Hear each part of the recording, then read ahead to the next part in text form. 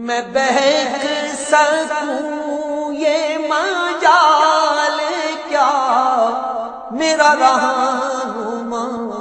کوئی اور ہے۔ نحمدہ ونصلی علی رسولہ النبی الکریم الامین، اما بعد فاعوذ باللہ السمیع العلیم من الشیطان الرجیم، بسم اللہ الرحمن الرحیم۔ قال اللہ تبارک و تعالی فی القرآن الحکیم، ان اللہ وملائکتہ یصلون علی النبی یا ایہا الذین آمنوا صلوا علیہ وسلموا تسلیما۔ الصلاۃ والسلام علیک یا رسول اللہ وعلی آلک واصحابک یا نبی اللہ۔ اللہ تعالیٰ کی حمد و ثنا سرور کونین حضرت محمد مصطفیٰ صلی اللہ علیہ وسلم اور آپ کے جمیع آل و اصحاب کی بارگاہ ناز میں درود و سلام کے نذرانوں کے بعد، انتہائی عزت اور احترام کے لائق سامعین ذی قدر، میرے دینی اور یقینی دوستو، بزرگ اور بھائیوں، تفسیر اعجاز القرآن کے اگلے درس کے ساتھ حاضر خدمت ہیں، اور آج انشاءاللہ العزیز 17ویں پارے کے تیسرے رکوع کی تفسیر بیان کی جائے گی۔ اس کے ساتھ ساتھ یہ سورہ انبیاء کا بھی تیسرا رکوع ہوگا، اور یہ 17ویں پارے کا بھی تیسرا رکوع ہوگا۔ آیت کا نمبر شمار ہے 30۔ اللہ تبارک و تعالی ارشاد فرماتے ہیں، اولم یر الذین کفروا ان السماوات والارض کانتا رتقا ففتقناہما وجعلنا من الماء کل شیء حی افلا یؤمنون۔ تو کیا کافروں نے یہ خیال نہ کیا کہ آسمان اور زمین ملے ہوئے تھے، تو ہم نے انہیں کھول دیا اور ہم نے ہر جاندار چیز پانی سے بنائی، تو کیا وہ ایمان نہیں لائیں گے؟ یہاں پر اللہ تبارک و تعالیٰ نے اپنی الوہیت کے حوالے سے ایک بہت ہی خوبصورت دلیل بیان فرمائی ہے، وہ ہے کہ زمین و آسمان دونوں بند تھے۔ بند سے مراد یہ ہے نہ ہی زمین سے نباتات کا حصول تھا اور نہ ہی آسمان سے بارش کا نزول ہو رہا تھا۔ تو ان دونوں کے بند ہونے سے مراد یہ ہے کہ دونوں سے وہ فائدہ، وہ نفع جو انسان کو اب مل رہا ہے وہ نہ تھا۔ اللہ تبارک و تعالیٰ نے آسمان سے برکت والا پانی اتارا، زمین میں یہ صلاحیت پیدا کر دی کہ وہ زمین سے نباتات نکالے جن سے انسان استفادہ کر سکے۔ قانتا رتقا ففتقناہما، تو اس کے متعلق حضرت عبداللہ بن عباس رضی اللہ تعالی عنہ سے بھی ایسی ہی تفسیر منقول ہے کہ صحابی رسول سے اس آیت کی تفسیر پوچھی گئی، قانتا رتقا ففتقناہما، اس کا معنی کیا ہے؟ تو آپ نے یہی بات ارشاد فرمائی کہ آسمان سے بارش نہیں ہوتی تھی اور زمین کوئی شے نہیں اگاتی تھی، تو اللہ تعالیٰ نے زمین پر مخلوقات کو پیدا کیا، تو آسمان کو بارش کے ساتھ اور زمین کو نباتات کے ساتھ پھاڑ دیا، یعنی وہ زمین کو پھاڑ کر باہر نکل آئی۔ اور اگلی آیت ہے وَجَعَلْنَا مِنَ الْمَاءِ كُلَّ شَيْءٍ حَيٍّ، اور ہم نے ہر جاندار چیز پانی سے بنائی۔ ہر جاندار چیز کو پانی سے بنانے سے کیا مراد ہے؟ مفسرین کرام یہاں پر ایک اختلافی رائے رکھتے ہیں، مختلف آرائیں ہیں، میں وہ آپ کے سامنے بیان کر دیتا ہوں۔ پہلا یہ ہے کہ اللہ نے پانی کو جاندار کی حیات کا سبب بنایا ہے، اس کے بغیر کوئی نوح وہ زندگی کا تصور نہیں کر سکتی، کوئی جنس اس کے بغیر زندگی کا تصور نہیں کر سکتی۔ اور ایک معنی یہ ہے کہ ہر جاندار پانی سے پیدا کیا گیا ہے، اور ایک تفسیر یہ ہے کہ پانی سے مراد نطفہ ہے۔ ہر جاندار کی جو بنا ہے، بنیاد ہے، وہ مرغی ہو، وہ جماعتات ہوں، وہ کوئی شے بھی ہو، اس کی بنیاد جو ہے وہ پانی ہی بنتا ہے۔ اگر آپ نباتات کو پانی نہ دیں تو نباتات سوکھ جائیں گے۔ اگر پانی سے مراد نطفہ لیا جائے تو جانوروں کا آپس میں عمل تولید جو ہے وہ بھی اسی نطفے کا مرہون منت ہے، اور آگے سلسلہ زندگی کا چلتا ہے۔ آگے اللہ نے ارشاد فرمایا افلا یؤمنون، تو کیا وہ ایمان نہیں لائیں گے؟ اس سے مراد یہ ہے کیا وہ ایسا نہیں کریں کہ ان دلائل میں غور و فکر کریں۔ یہ ایسے عام دلائل ہیں، مشاہداتی دلائل ہیں کہ جو کسی ابہام کا شکار نہیں، کوئی پوشیدہ بات نہیں۔ آسمان جو ہے وہ بارش برسا رہا ہے، زمین جو ہے وہ نباتات کو اگا رہی ہے، تو اللہ تبارک و تعالیٰ کی وحدانیت پر ایسی زبردست دلائل ہیں، ایسے آسان فہم ہیں کہ جن میں کوئی اشتباہ نہیں، کوئی مشکل نہیں، سمجھنے کے اندر کوئی پیچیدگی نہیں۔ اللہ تبارک و تعالیٰ کیا فرما رہے ہیں کہ اب یہ شرک کا راستہ چھوڑ کر اللہ تبارک و تعالیٰ کی طرف رجوع کیوں نہیں کرتے؟ اللہ تبارک و تعالیٰ قرآن کریم میں اپنی وحدانیت کے ایسے ایسے دلائل بیان فرما رہے ہیں جو کوئی عقل سلیم جھٹلانے کا وہ نہیں کر سکتی، ارادہ نہیں کر سکتی، یا وہ جھٹلانے کی جرت نہیں کر سکتی۔ آگے ارشاد فرمایا وَجَعَلْنَا فِي الْأَرْضِ رَوَاسِيَ أَن تَمِيدَ بِهِمْ وَجَعَلْنَا فِيهَا فِجَاجًا سُبُلًا لَعَلَّهُمْ يَهْتَدُونَ وَجَعَلْنَا السَّمَاءَ سَقْفًا مَحْفُوظًا وَهُمْ عَنْ آيَاتِهِ مُعْرِضُونَ، اور زمین میں ہم نے مضبوط لنگر ڈال دیے تاکہ لوگوں کو لے کر حرکت نہ کرتی رہے، اور ہم نے اس میں کشادہ اور راستے بنائے تاکہ وہ راستہ پالے۔ ہم نے آسمان کو ایک محفوظ چھت بنایا اور وہ لوگ اس کی نشانیوں سے منہ پھیرے ہوئے ہیں۔ وَجَعَلْنَا فِي الْأَرْضِ رَوَاسِيَ، ہم نے زمین میں مضبوط لنگر ڈال دی۔ لنگر آپ نے دیکھا ہوگا کہ کسی کشتی کو جب ساحل پر لگایا جاتا ہے تو کشتی پانی کے بہاؤ کے ساتھ بہہ نہ جائے، تو اس کے ساتھ ایک رسی باندھ کر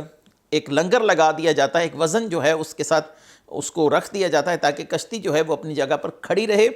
یا اس کو کسی کنڈے کے ساتھ باندھ دیا جاتا ہے تاکہ کشتی جو ہے وہ اپنی جگہ پر کھڑی رہے، وہ دائیں بائیں نہ جائے اور وہ بہہ کر آگے نہ نکل جائے۔ تو یہاں پر بھی ایک ایسی مثال ہے کہ زمین اپنی جگہ پر جیسے قائم ہے، کھڑی ہے، تو اللہ نے زمین کو جما دیا اور اس پر توازن کے ساتھ پہاڑوں کو کھڑا کر دیا جو کہ کیلوں کی طرح اس کے اندر گڑے ہوئے ہیں اور زمین کو اپنی جگہ پر قائم رکھے ہوئے ہیں۔ یہ اللہ تبارک و تعالیٰ کی ایک اور بہت بڑی نشانی ہے کہ زمین کا جم جانا، ایک جگہ پر ٹھہرے رہنا،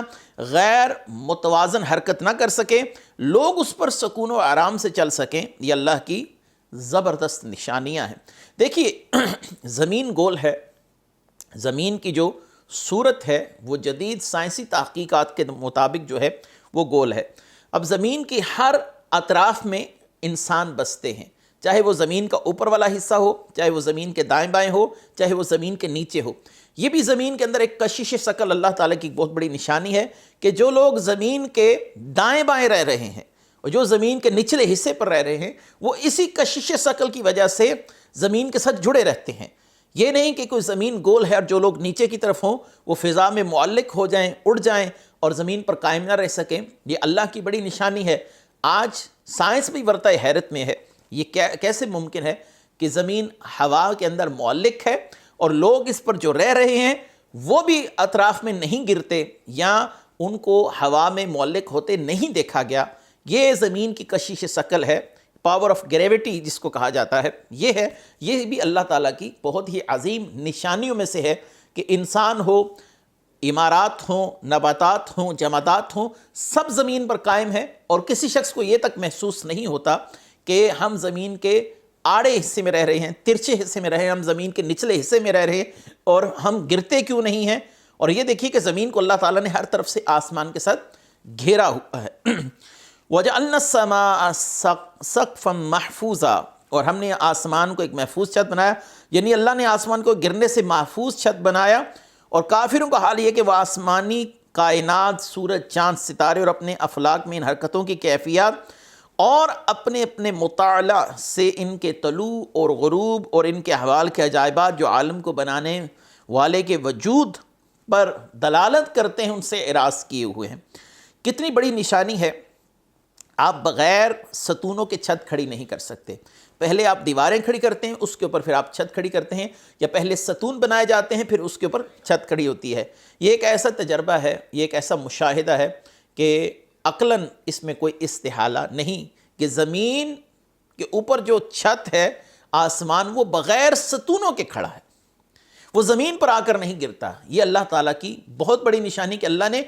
بغیر ستونوں کے آسمان کو معلق کر رکھا ہے، اس کو کھڑا کر رکھا ہے۔ یہ اللہ تعالیٰ نے پھر ایک بہت بڑی نشانی بیان فرمائی۔ تو یہاں سے معلوم ہوا کہ علم فلکیات ہوں، علم نباتات ہوں، جمادات ہو، کوئی بھی علم ہو، وہ اللہ تعالیٰ کی معرفت کی نشانیوں کی طرف لے جانے والا ہے، کیونکہ کائنات کا ذرہ ذرہ اللہ تعالیٰ کی ذات پر دلیل ہے، دلیل ناطق ہے، اللہ تعالیٰ کے ہونے کا اپنے آپ سے ثبوت دے رہا ہے۔ وَهُوَ الَّذِي خَلَقَ اللَّيْلَ والنہار والشمس والقمر کل فی فلق یسبحون، اور وہی ہے جس نے رات اور دن اور سورج اور چاند کو پیدا کیا، سب ایک گھیرے میں تیر رہے ہیں۔ ارشاد فرمایا وہی اکیلا معبود ہے جس نے رات کو تاریک بنایا تاکہ لوگ اس میں آرام کریں، دن کو روشن بنایا تاکہ لوگ اس میں معاش کی تلاش میں مختلف اطراف میں پھیل جائیں، اپنے اپنے کام دھندے کریں، دن بھر روزی کمائیں، راتوں کو آرام کریں۔ سورج کو پیدا کیا تاکہ اس کی حدت سے، گرمی سے زمین پر موجود زندگی کی بقا باقی رہے، اور اس کے علاوہ رات کو روشن کیا چاند کے ساتھ۔ یہ سب ایک طریقے کے ساتھ، ایک نظام کے تحت چل رہا ہے۔ یہ سب اللہ کی بڑی نشانیاں ہیں۔ آگے ارشاد فرمایا وَمَا جَعَلْنَا لِبَشَرٍ مِّن قَبْلِكَ الْخُلُدَ أَفَإِن مِتَّ فَهُمُ الْخَالِدُونَ، اور ہم نے تم سے پہلے کسی آدمی کے لیے دنیا میں ہمیشہ رہنا نہ بنایا، تو کیا اگر تم انتقال فرماؤ گے تو یہ دوسرے لوگ ہمیشہ رہیں گے؟ نبی کریم صلی اللہ علیہ وآلہ وسلم پر اعتراض کیا جا رہا ہے کہ اے نبی، آپ نے بھی دنیا سے چلے جانا ہے، تو آپ کیسے نبی ہیں جن پر موت طاری ہوگی؟ تو اللہ تعالیٰ نے فرمایا آپ صلی اللہ علیہ وآلہ وسلم سے پہلے بھی جتنے انبیاء یا جتنے بشر ہیں سب پر اللہ تعالیٰ نے موت کا حکم طاری کیا ہے۔ نبوت قطعاً موت کے منافی نہیں، اور موت قطعاً نبوت کے منافی نہیں۔ نبی اس قانون سے گزرتے ہیں، وہ صرف اللہ کی ذات ہے جس پر موت کا حکم طاری نہیں ہوتا، وہ موت کے قانون سے مستثنا ہے۔ اللہ نے فرمایا کل من علیہا فان، ہر ایک کو فنائیت کے مرحلے سے گزرنا ہے۔ وَيَبْقَى وَجْهُ رَبِّكَ ذُو الْجَلَالِ وَالْإِكْرَامِ، بلکہ ایک جگہ پر فرمایا کل نفس ذائقۃ الموت، زندگی طویل ہو کم ہو اوسطاً ہو، سب کو اس مرحلے سے گزرنا ضروری ہے۔ تو یہ جو یہود و نصارہ ہیں یا یہ جو مشرکین ہیں، یہ متفقہ طور پر حضرت ابراہیم علیہ السلام کو نبی مانتے ہیں۔ تو اللہ تعالیٰ نے فرمایا کہ کیا پہلے انبیاء علیہم السلام جن کو یہ لوگ کسی نہ کسی صورت میں نبی مانتے ہیں،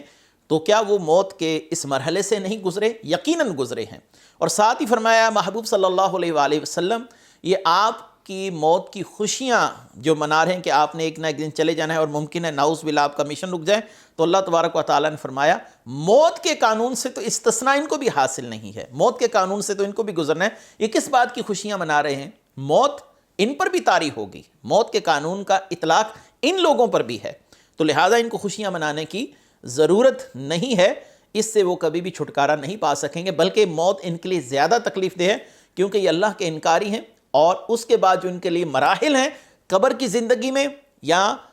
جہنم کی جو صورتحال ہے، وہ ان کے لیے زیادہ تکلیف دہ ہے۔ آگے ارشاد میں کل نفس ذائقۃ الموت ونبلوکم بالشر والخیر فتنۃ والینا ترجعون، اور ہر جان موت کا مزہ چکھنے والی ہے، ہم برائی اور بھلائی کے ذریعے تمہیں خوب آزماتے ہیں، اور ہماری ہی طرف تم لٹائے جاؤ گے۔ اب یہاں پر بڑا ایک خوبصورت بیان کیا گیا کہ انسان کو ہر طرح سے آزمایا جاتا ہے،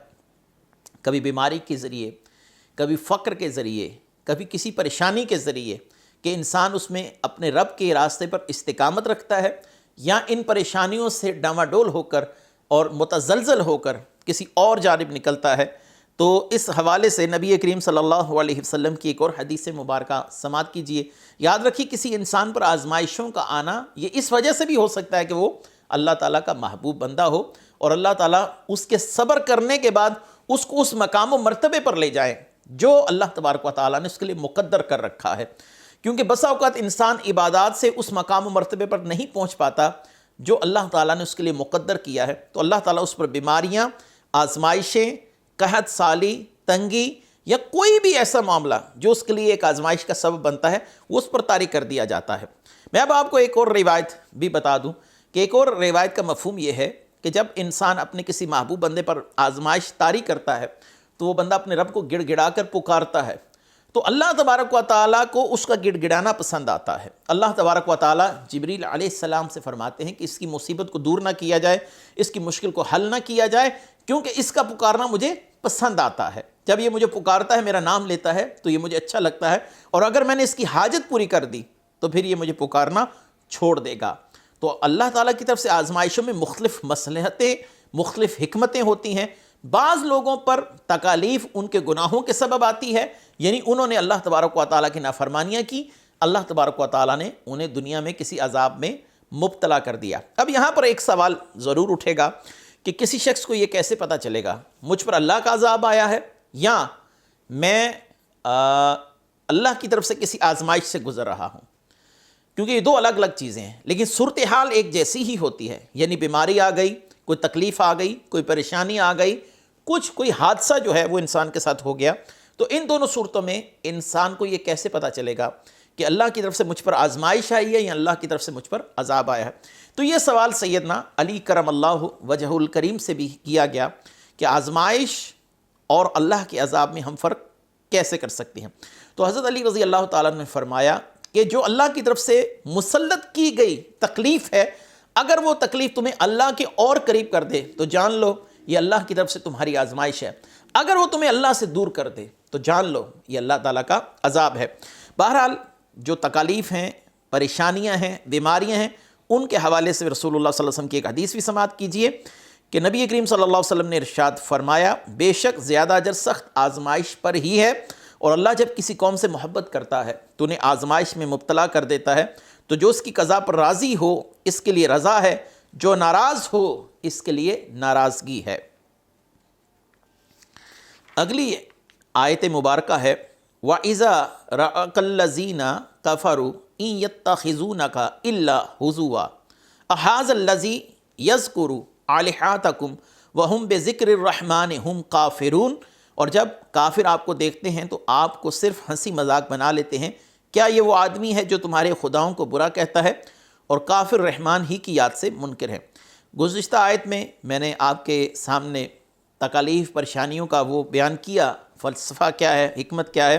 اس آیت میں یہ بیان کیا جا رہا ہے کہ سرکار دو عالم صلی اللہ علیہ وسلم کے وصال کی باتیں کرنے والوں کو جواب دیا گیا، اس آیت پر ان لوگوں کو جواب دیا جا رہا ہے جو نبی کریم صلی اللہ علیہ وسلم کے ساتھ مسخرہ پن کرتے تھے، تمسخر کرتے تھے، آپ کا مذاق اڑاتے تھے۔ اور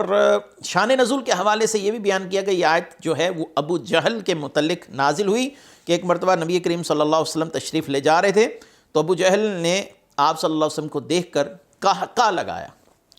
اور اپنے موجودہ جو اس کے ساتھ لوگ موجود تھے، موجودہ ساتھی، ان سے کہنے لگا یہ بنی عبد مناف کے نبی ہیں۔ پھر وہ آپس میں ایک دوسرے سے کہنے لگے کیا یہ وہ آدمی ہے جو تمہارے خداؤں کو برا کہتا ہے؟ اس پر اللہ تبارک و تعالیٰ نے ارشاد فرمایا کہ اے حبیب یہ آپ پر اپنے خداؤں کو برا کہنے کا عیب لگاتے ہیں، حالانکہ ان کا اپنا یہ حال ہے جو مالک حقیقی ہے، وحدہ لا شریک ہے، اللہ وحدہ لا شریک ہے، یہ اسی کے منکر ہیں۔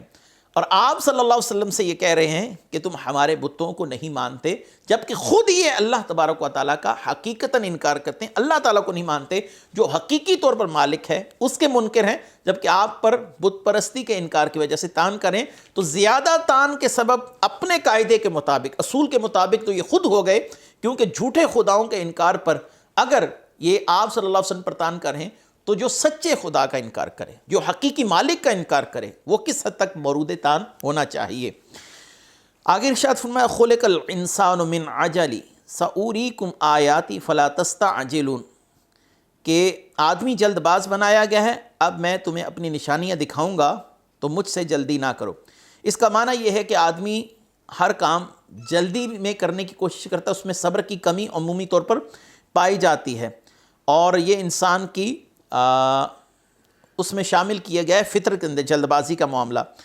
لیکن انسان میں جیسے شہوت رکھی گئی ہے اور اسے شہوت کنٹرول کرنے کا حکم دیا گیا، ایسے ہی جلد بازی انسان میں موجود ہے، لیکن انسان کو صبر و تحمل کے ساتھ کام کرنے کا حکم دیا گیا ہے۔ بلکہ ایک حدیث ہے کہ عجلت شیطان کی طرف سے ہے، اور صبر و تحمل کے ساتھ کام کرنا یہ اللہ تبارک و تعالیٰ کی طرف سے ہے۔ ہاں، چند کاموں میں عجلت کرنا یہ زیادہ اچھا ہے، مثلاً گناہوں سے توبہ کرنے میں عجلت کرنا اچھا ہے، اور اپنی کوئی نیکی آپ کے سامنے آ گئی کہ اس کو کرنا ہے تو نیکی کرنے میں عجلت کرنا اچھا ہے۔ ممکن ہے کہ زندگی اس کی فرصت نہ دے، توبہ استغفار کی جائے، نیک کام جو ہے اس کو جلد کر دیا جائے، اس کو آج سے کل پر نہ ڈالا جائے، ہو سکتا ہے آپ کی زندگی آپ کو آج سے کل کی مہلت ہی نہ دے، تو اس لیے چاہیے کہ جو نیکی کے کام ہیں ان کو جلد از جلد کر لیا جائے۔ یہاں پر عجلت ہے دنیاوی معاملات کے اندر، پیسہ کمانا، کیونکہ انسان کے لیے پیسہ مقدر ہے، جتنا اس کو ملنا ہے وہ ملے گا، اور اس کے بعد وہ اس دنیا سے جائے گا۔ اجلت کی وجہ سے بہت سے کام بھی پھر خراب ہو جاتے ہیں۔ مثلا ہمارے ہاں میں یہاں پر ایک ضمناً ایک مسئلہ عرض کرتا چلوں کہ اجلت کی وجہ سے نبی کریم صلی اللہ علیہ وسلم کا نام لکھتے وقت سواد لکھ دیا جاتا ہے صلی اللہ علیہ وسلم کی بجائے۔ یہ سواد لکھنا، انبیاء کے ناموں کے ساتھ عین لکھنا، یہ اجلت کی وجہ سے نتیجہ کیا نکلتا ہے؟ ہم ایک فعل حرام کے مرتکب ہو رہے ہیں۔ یاد رکھیے اجلت کی وجہ سے ہم مسجد میں بھاگے ہوئے جاتے ہیں تاکہ نماز میں ہم امام کے ساتھ مل جائیں، اجلت میں اس کو پا لیں، یہ مسجد کے تقدس کے خلاف ہے۔ اجلت میں ہم اکثر جو ہے وہ گاڑی چلاتے اس کے قوانین اور ضوابط بھول جاتے ہیں، یہی اجلت ہماری زندگی کے لیے خطرہ بن جاتا ہے۔ بہت سے مقامات پر اجلت جو ہے یہ انسان کے لیے پریشانی کا سبب بنتی ہے اور انسان بہت زیادہ پریشانی کا سامنا کرتا ہے۔ اجلت میں انسان کی سوچنے سمجھنے کی صلاحیتیں مفقود ہو جاتی ہیں، وہ جلد بازی میں کچھ فیصلے لیتا ہے اور بعد میں اس کو اس کا خمیازہ ساری زندگی بھگتنا پڑتا ہے۔ آگے ارشاد فرمایا وَيَقُولُونَ مَتَىٰ هَٰذَا الْوَعْدُ إِن كُنتُمْ صَادِقِينَ لَوْ يَعْلَمُ الَّذِينَ كَفَرُوا حِينَ لَا يَكُفُّونَ عَنْ وُجُوهِهِمُ النَّارَ وَلَا عَنْ ظُهُورِهِمْ وَلَا هُمْ يُنصَرُونَ بَلْ تَأْتِيهِمْ بَغْتَةً فَتَبْحَتُهُمْ فَلَا يَسْتَطِيعُونَ رَدَّهَا وَلَا هُمْ يُنظَرُونَ۔ اور کہتے ہیں اگر تم سچے ہو تو یہ وعدہ کب ہوگا؟ اگر کافر اس وقت کو جان لیتے جب وہ اپنے چہروں سے اپنی پیٹھوں سے آگ کو نہ روک سکیں گے تو ان کی مدد کی جائے گی، بلکہ نہ ان کی مدد کی جائے گی بلکہ وہ قیامت ان پر اچانک آن پڑے گی تو انہیں حیران کر دے گی، پھر وہ اسے رد نہ کر سکیں گے اور نہ ہی انہیں مہلت دی جائے گی۔ مشرقین جلدی کا شور مچا رہے ہیں کہ قیامت کب آئے گی، تو اللہ تبارک و تعالیٰ نے فرمایا کہ محبوب صلی اللہ علیہ وسلم ان سے فرما دیجئے وہ جب آئے گی تمہارے لیے کوئی خیر کی خبر لانے والا معاملہ نہیں ہے، تمہارے لیے عذاب ہے، تکلیف ہے، پریشانی ہے۔ اور یہاں پر بتایا گیا کہ جہنم کی آگ جو ہے وہ تمہارے چہروں کو، تمہاری کھالوں کو جلا دے گی۔ کیا ہی خوبصورت بیان ہے۔ انسان اگر اپنے جلد کے اوپر کسی گرم چیز کو مس کرے تو انسان کی اس جگہ پر شدید جلن کا احساس ہوتا ہے، اس کو تکلیف ہوتی ہے۔ تو یہاں پر بھی ایک مشاہداتی بات کے ذریعے ان کی توجہ کو مرکوز کروایا گیا کہ تمہیں یہ عذاب دیا جائے گا، بل تأتیہم بغتۃ، بلکہ یہ یک دخت آئے گی، ایک دم سے آئے گی، جب انسان کے وہم و گمان میں بھی نہیں ہوگا تو قیامت وقوع پذیر ہو جائے گی۔ آخری آیت وَلَقَدِ اسْتُهْزِئَ بِرُسُلٍ مِّن قَبْلِكَ فَحَاقَ بِالَّذِينَ سَخِرُوا مِنْهُمْ مَا كَانُوا بِهِ يَسْتَهْزِئُونَ، اور بے شک تم سے اگلے رسولوں کا مذاق اڑایا گیا تو جس عذاب کا مذاق اڑاتے تھے اسی نے ان کو گھیر لیا۔ نبی کریم صلی اللہ علیہ وسلم کو تسلی دی جا رہی ہے، اے محبوب صلی اللہ علیہ وسلم اگر یہ آپ کا تمسخر کر رہے ہیں تو یہ پہلے انبیاء کے ساتھ بھی ایسے ہوتا رہا، اور اے محبوب صلی اللہ علیہ وسلم انبیاء علیہ السلام کا مذاق اڑایا جانا یہ کفار کی پرانی عادت ہے، اور یہ مسخرہ پن انہیں لے بیٹھا۔ پہلی قومیں بھی عذاب میں مبتلا ہوئیں، آپ رنجیدہ نہ ہو، ان کے ساتھ بھی وہی معاملہ ہونے جا رہا ہے جو پہلی قوموں کے ساتھ ہوا۔ اللہ تبارک و تعالی ہم سب کو ادب رسول نصیب فرمائے۔ وآخر دعوانا ان الحمد للہ رب العالمین۔ میں بہک سکوں یہ مجال کیا میرا رہا